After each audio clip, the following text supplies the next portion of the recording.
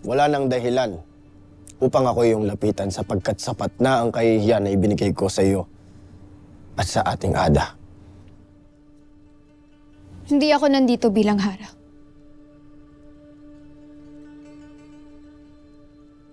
Nandito ako bilang iyong kapatid. Kapatid.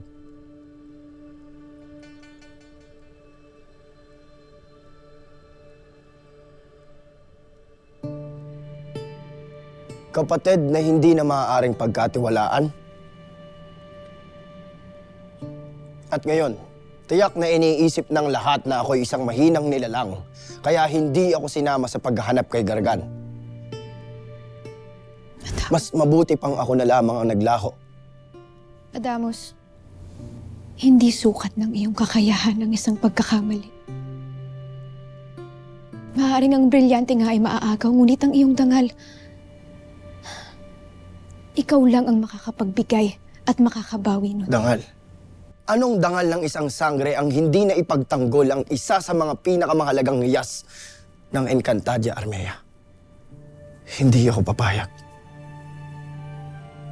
Hindi ako papayag na hindi ko ito mabawi at bumaba ang tingin ng lahat sa akin. Apoy, kung nais mong ang bawiin ng brilyante, huwag mo ito gawin dahil nais mong itaas ang iyong sarili. Bagkus gawin mo ito dahil nauunawaan mo ang bigat ng iyong pananagutan.